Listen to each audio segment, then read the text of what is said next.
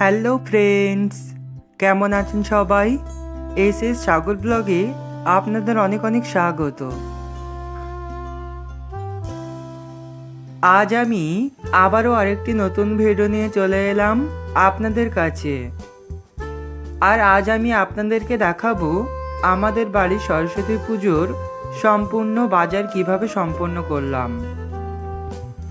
আর সকাল সকাল চলে এলাম ঠাকুরনগর ফুল মার্কেটে, কারণ মায়ের প্যান্ডেল ও মাকে সাজানোর জন্য অনেক ফুলের প্রয়োজন হবে।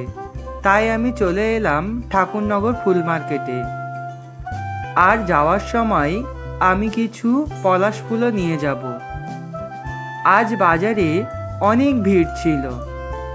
আর দেখুন হরেক রকমের ফুল কত সুন্দর লাগছে। আর সকাল সকাল এত সুন্দর পরিবেশে আসতে পেরে আমার মনটাও খুবই ভালো লাগছিল। হরেক রকমের ফুল মোটামুটি সব কেনা হয়ে গিয়েছে। আমি এবার স্টেশনে এসে বসে আছি। আর এসেই দেখলাম এই কুকুরছানাটি কতটা সুন্দরভাবে খেলে বেড়াচ্ছে। আর আমার পাশেই রাখা আছে সব কিছু।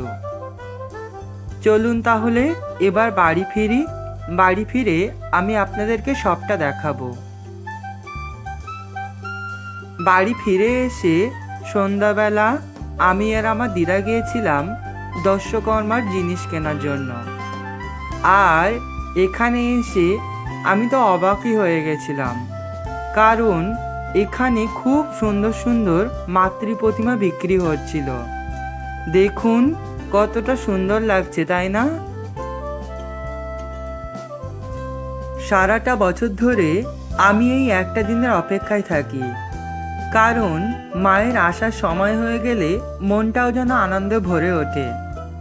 আমারও মনে হয় আপনারাও এই সময়টার জন্য অনেকটা অপেক্ষা করে থাকেন।